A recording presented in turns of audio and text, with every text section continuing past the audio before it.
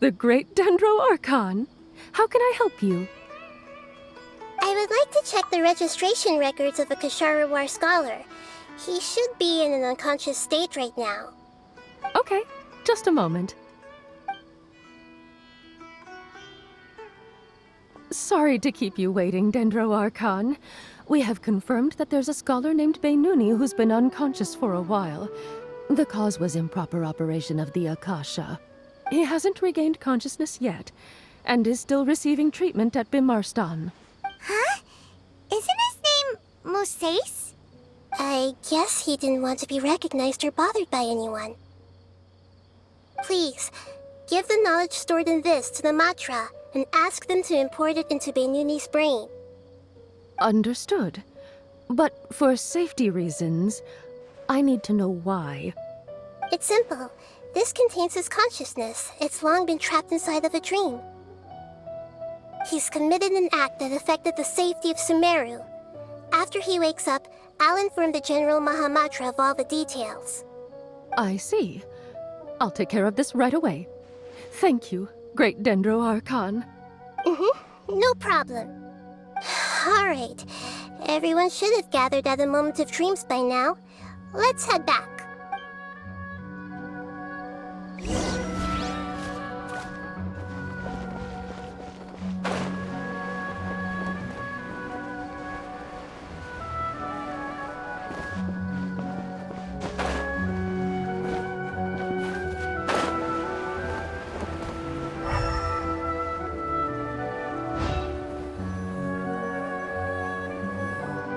Let's be quiet and just listen in.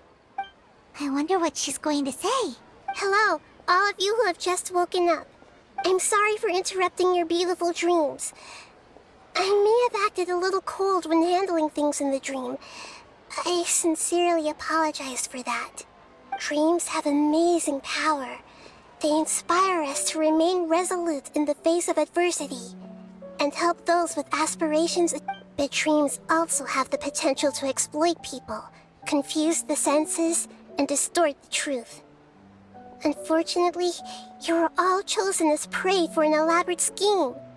As I've said before, I am still learning, and cannot fully empathize with the pain of all the loss you've experienced. But just take a good look around you, and you'll see many other people who have had similar experiences. You should be proud that you've been able to gather here and look toward the future together. The path of life is long, and it's hard for us to see the destination. This leads us to ask a lot of difficult questions. What's the meaning of life? What's the purpose of my existence? Why do I keep experiencing pain and loss? Of course, the most comfortable choice is to stop progressing. Give up thinking, and just keep repeating whatever you're already familiar with. Whenever you have such thoughts, just look at the people and things around you. Some people work hard all day so that their families can have a hot meal on the table at night. Some people travel all over the world in order to create art that resonates with all of Teyvat.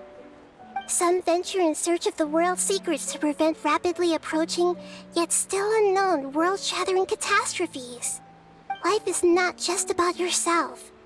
Each and every one of your actions shapes you and the world around you.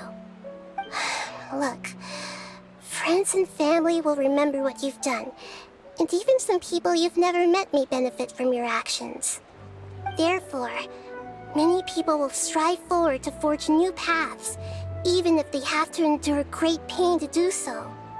Once you begin your journey on that same difficult yet rewarding path, you'll come to know the answers to those big existential questions, yet they will no longer feel as life-defining as they did before. But if you were to believe that life is nothing but an empty, ephemeral dream, then that's also the only thing it'll ever become. You're free to choose how you want to live your lives, but as your Archon, I should first make this information known to everyone. In the end, it's up to you whether you want to embrace a beautiful dream at the cost of your real life.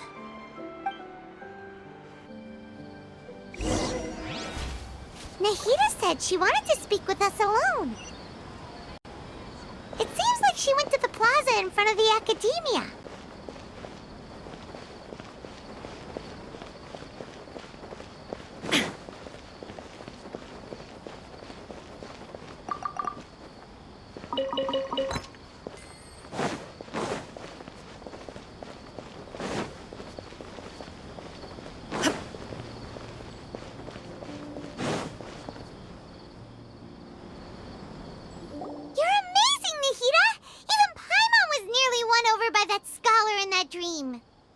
Well, he's very good at manipulating the weaknesses of human nature, but perhaps he himself had fallen prisoner to them long ago.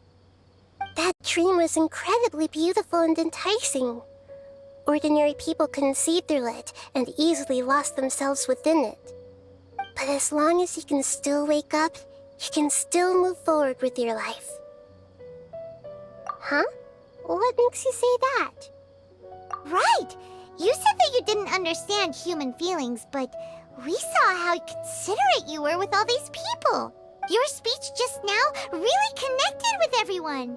You did a good job! Thank you. I've heard a lot of sad stories along this journey, and several of them have touched my heart. You can't say that the victims of the dream really did anything wrong, and what they wanted was also not unreasonable. That's why I could understand them when they tried to resist us and protect the dream. But all of my understanding and stirred feelings probably can't even account for even 1% of the pain they've experienced. I don't think this 1% can be seen as an example of what you call empathy. You're too hard on yourself, that's for sure. Alright. I suppose going out into the world will help my confidence grow. I've learned that emotions are nothing like knowledge, and that's why it's hard for me to put them into words sometimes. Beinuni, or mosei, said that I had never personally felt the pain of loss. But I have a vague feeling that this isn't true. The moment I entered the dream, I felt like I was wrapped in a blanket of warm feelings. It was so warm that it felt like I had returned to the start of my life, and I didn't want to wake up anymore. But when I opened my eyes, the feeling was gone without a trace. If I have to make an analogy for it, I would say I can no longer see words on a piece of paper after they have been erased, but I can still see the slight indentations of where the words had been written. But now that I've experienced this dream, I think I can say with confidence that I won't dwell too much on the meaning of that warmth. It's enough that I can tell I was once supported by that warmth, and its existence has allowed me to get to where I am today. If I dwell too much on its exact nature, I would be putting the cart before the horse. I gave a speech to inspire my people, so if I were to fail to live up to those words myself, then that would be too embarrassing. Hey,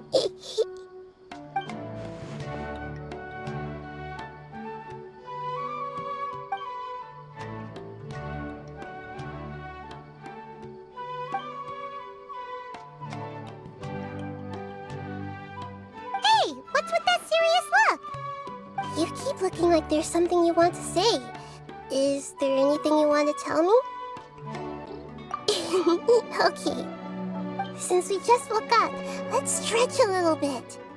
A new day is about to begin.